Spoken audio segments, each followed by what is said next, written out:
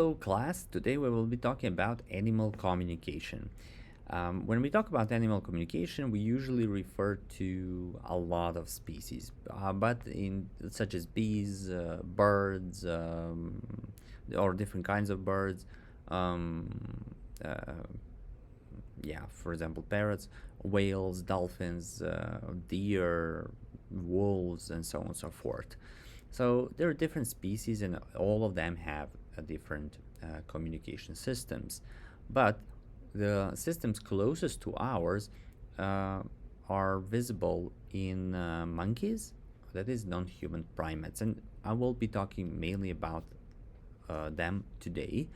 And evolutionary, we know that we are most similar to them, so I will be referring to their communication system and comparing it to our language. So vervet monkeys, for example, have specific calls for specific predators. For example, this is what they look like. For example, they have a loud bark for leopard in order to indicate to get into the tree. They have an interrupted snort for an eagle to indicate take cover under a bush. Yeah, it does sound like a snort, right? Then there is a whirring noise that is produced by snake or produced by monkeys to indicate that there is a snake in the grass.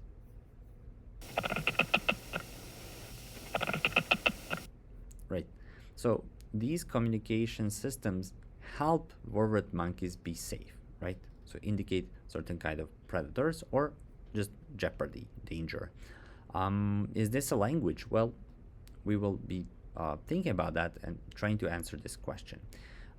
Early attempts were to train or to see whether non-human primates such as chimps can speak were met with little success, or can actually not speak but acquire language, right, or have language, were met with little success even when they were trained. For example, the chimp Gua in the 1930s was raised alongside a human baby in a human family.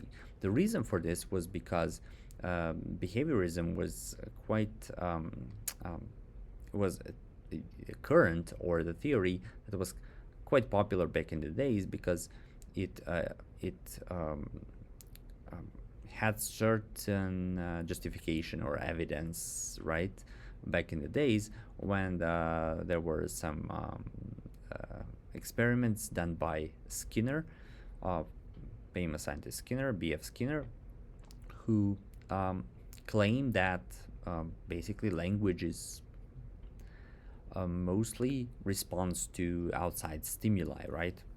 It and we accomplish with language what animals accomplish with communication, with their communication, and that is certain type of reward, right? It can be intellectual, it can be food, it can be abstract. So any kind of reward is just response to the outside world and stimuli. Um, and that's why some of the scientists who had a baby thought that they could train and raise another chimp with their baby or alongside their baby, and they named this chimp Gua. And they thought that the Gua might develop language just like their baby. At 16 months, Gua could understand 100 plus words, which was impressive, more than the child. However, she never improved after that, and she never understood word order. So, a higher level of combining words, or high level of language, um, the chimp Gua could not function, and that's not typical of children. Children definitely go on, and around the age of 5, there is a huge boom in their development, where they start developing all sorts of send or utterances and saying certain sentences that they had never said before, right? A similar experiment was carried out with the chimp Vicky in 1948. Now we are closer to the second half of the 20th century, But it was also a disappointing experiment. This time, her handlers tried to directly train her how to speak. So she had handlers and she was directly trained on how to speak. She only learned how to produce a few words, such as mama, papa, cup, up, but and only with great difficulty. So both of these, Gua and Vicky, were trained how to speak, but or the handlers and parents, quote unquote, tried to have the chimp acquire language, but they couldn't. The fundamental problem was the vocal tracts of chimps that prevented them from making the same speech sounds we could or we can. And now it will be much pardon, clearer to you what I'm talking about. To the left, or image A, shows the vocal tract anatomy of a chimp, and to the B, a vocal tract anatomy of a human or a human being. You can see that a vocal tract is much larger in chimps, in non-human primates. The nasal cavity is larger. The tongue is quite larger.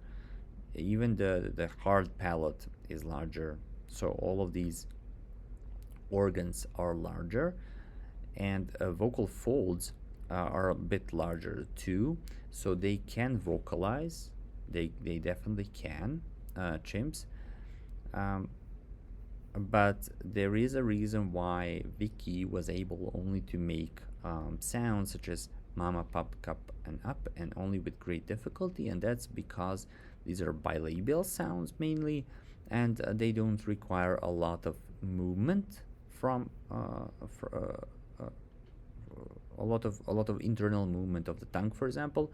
These are the easiest sounds that children also make first, because lips are quite movable and can be easily moved. And also chimps have large lips, so that was not a huge issue for them, of course. What's different in chimps and people is that people have tongue, that is, this part of the tongue at least, is smaller, so it's more movable, it's easier to move. And also people have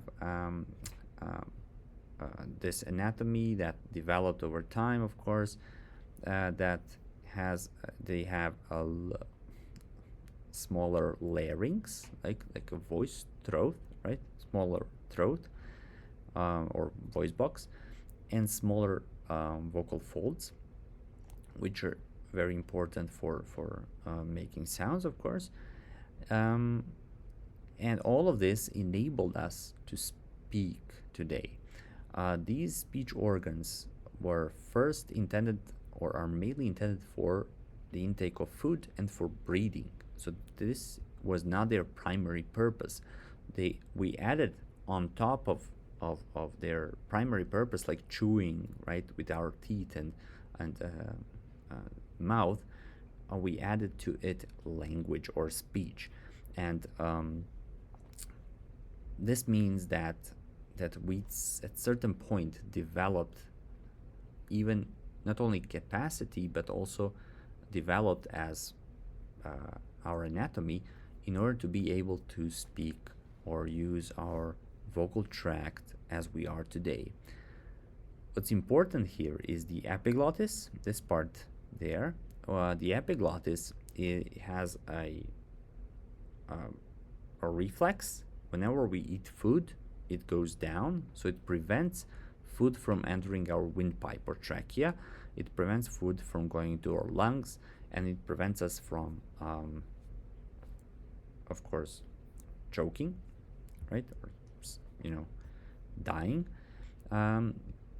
So our vocal tracts are shaped in a way that makes it easier to speak, but more dangerous to eat, and that's important. While that's why monkeys and non-human primates can, for example, eat a whole banana, while we probably can't, because their esophagus is probably the food is easier to go through their esophagus than it is through ours. And there is this angle that's more slanted so that food easily slides into their esophagus where it should go, not through their windpipe or trachea. So all of this enable us to speak, or it's easier for us to make certain sounds like we are doing right, like I'm doing right now, in comparison to chimps. So that was the fundamental difference, of course. And as we could see here, Vicky had a lot of trouble with producing these words. So what experimenters or researchers did, they switched to sign language. It was discovered that sign language, as you know, has a full capacity over any spoken language, meaning that even that certain brain activity is the same as when we speak, right? For signers, it is the same as for people who speak. So Alan and Beatrice Garner started teaching sign language to a chimp named Washoe. This worked out much better. Washoe was taught how to use signs deliberately in a signing environment. So Washoe acquired 85 signs in 4 years, so much more than it would be able to, or he would be able to produce. And use combinations of signs like baby, mine, you drink, and even a water bird for swan, I think, which indicated a level of creativity even that is prototypical of human language. So there was a development, still not nearly as close as the development of a child, or that could be compared to the development of a language acquired by a child, but there was a development in that sense. Then there is another maybe gorilla or non-human primate, one of the most famous non-human primates, Coco. Coco began to learn ASL in 1972. Sadly, she passed away in 2018. Coco had reportedly acquired as many as 2,000 signs, which is a lot, and exhibited some creativity. For example, used finger bracelet for ring. So Coco could combine two signs to indicate a ring, which was quite creative, and once referred to trainer Francine Patterson as a dirty toilet devil. So yeah, when Coco was mad or angry with the trainer. The claims about Coco were quite unusual because the trainer claimed, Francine Patterson claimed, the Coco rhyme signs like hare and bear, which would indicate a huge amount of creativity, but the signs were not visually similar. So it's even though the words are spoken words, signs are not. Coco substitutes homophones like I and no and no. Again, without similarity between the signs, so linguists were quite skeptical of Coco's language abilities in this respect, even though it was impressive that Coco could or reportedly learn 2,000 signs. There were certain experiments that were non-signing experiments later.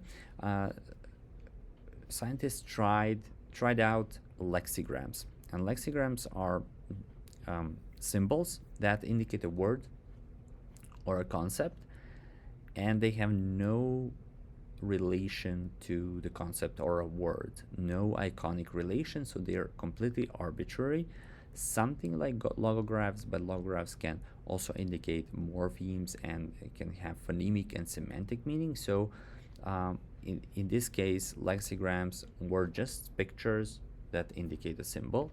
So the trainers or researchers tried to teach Sarah to manipulate plastic symbols on a board, And Sarah supposedly understood 130 different symbols, including arbitrary and abstract concepts. So Sarah could make sense of the following. For example, Sarah take apple if then Mary give chocolate to Sarah. So basically, to receive chocolate, Sarah would take apple. So to get certain reward, Sarah um, um, could indicate these symbols, and there was a board with lexigrams that Sarah could press, right, to make this kind of sentence.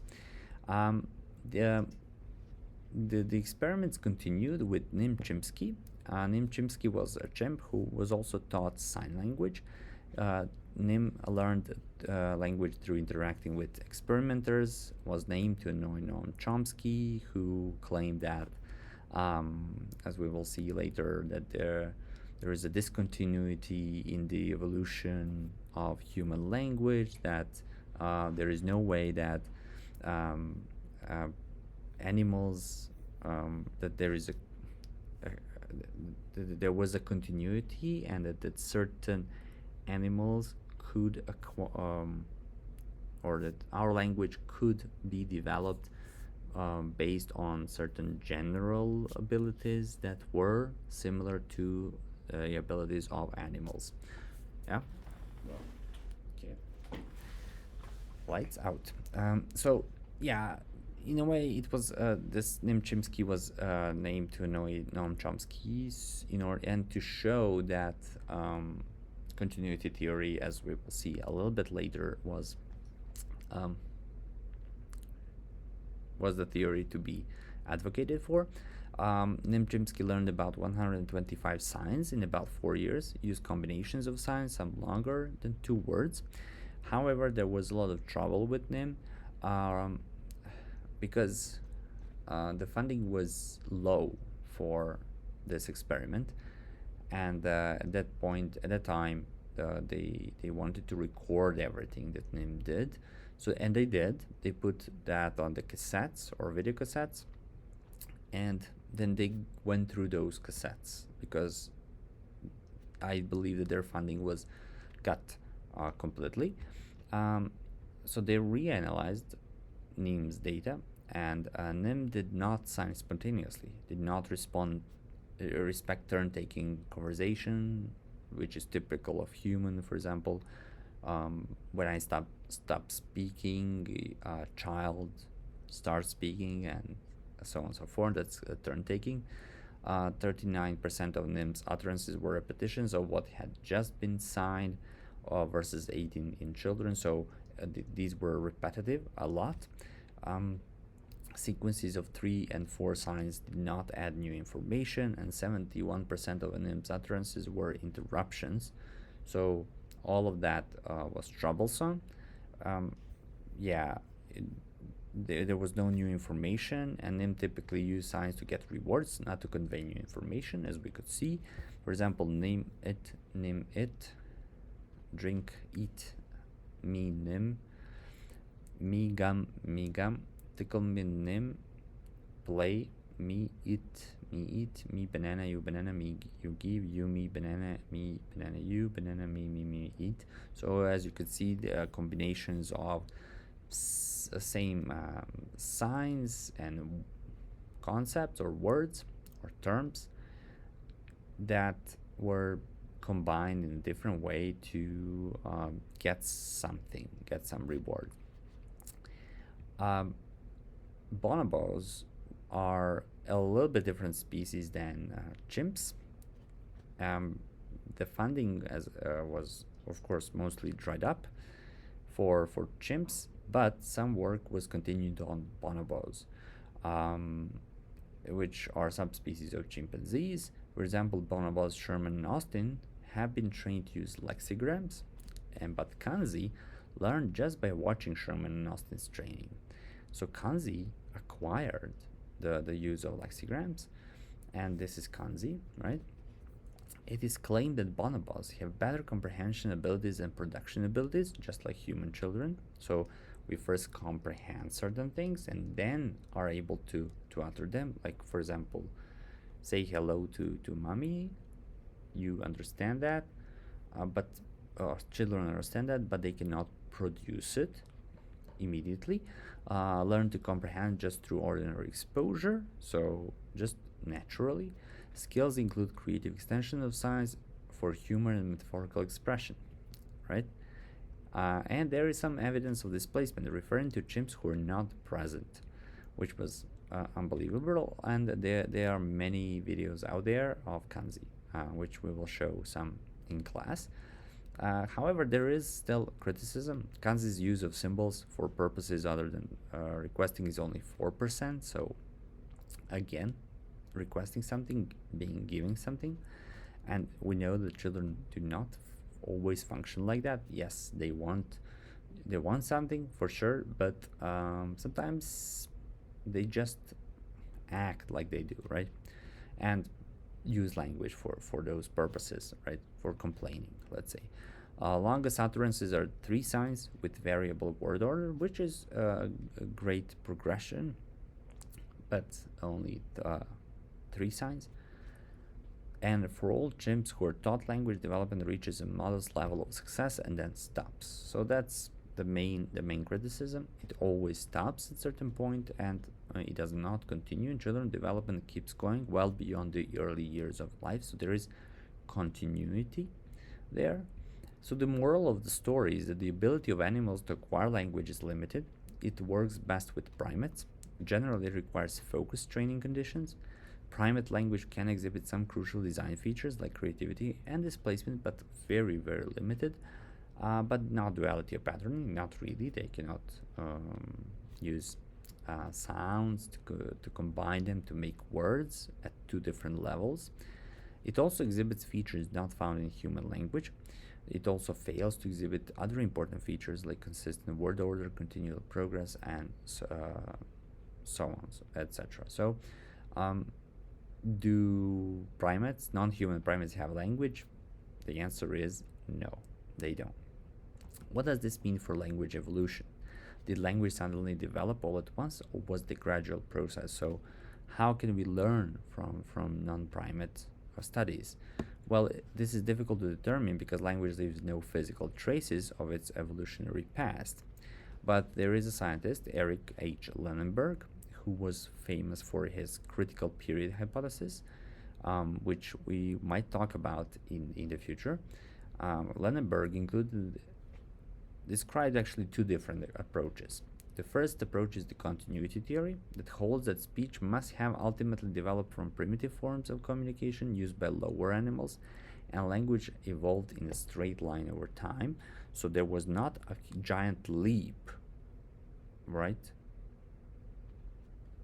that caused language to develop. The focus was on the quantitative leap, right, rather than qualitative leap. And Charles Hackett, actually no, not Charles Hackett. It's not Charles Hockett. That's what I'm trying to say. It's Hackett.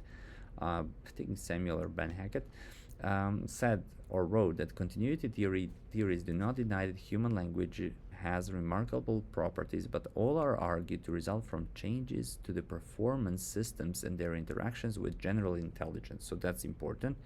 It's interaction. It's a part of our general intelligence, general capacity to, let's say, stand up, mimic something, gesture, express emotions, and so on and so forth. As the utterance idea mapping is fundamental property of language. So this means that our ideas are turned into utterances, right? And that's the mapping between the two. Continuity theories, of course, deny what I took to be a basic fact in my introduction, which is that language is biologically unprecedented. For these theories, human language really is just language as humans have it. It is only a hypertrophied form of widespread communicative behaviors that are simpler, but which have essentially the same mental basis. So definitely language different from animal communications and quote-unquote animal language, but there are the same mental basis from which the language developed, right? And that's why we draw conclusions, or we try to capture what happens in the animal world especially non-primate, non-human primate world. This continuity theory is the second. Yeah, it should said the second is the discontinuity theory, um, which holds that human language must be recognized as unique without evolutionary antecedents. The focus is on the qualitative leap, as the development of language occurs in distinct stages. And so, as I said, suddenly, and Chomsky and its proponents, even I think Lenenberg as well, said that this leap was. There are different accounts of this. So some say it was around 150,000 years ago. Some say it was around 70,000 to 90,000 years ago, when language suddenly, you know, sort of came to be, right? To establish the discontinuity of language, we must establish the non-existence of utterance idea mapping in non-human species. So that's what Hackett in his article claims, that there is no way that there is utterance idea mapping in non-human species. So these are the two theories that we should be aware of, and these two theories have different hypotheses and different,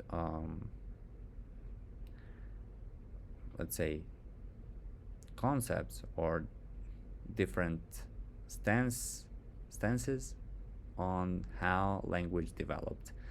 In general, what we can learn from non-human primate communication is that there is probably a discontinuity, right, as far as we can say for now, but there is a lot of overlap, and it's not that simple. These two theories are complex and overlapping themselves, right?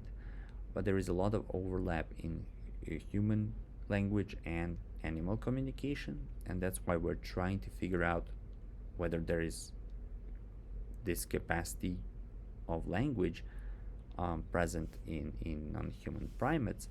For now, we don't have evidence of that. Yeah. So thanks, and hear from you soon.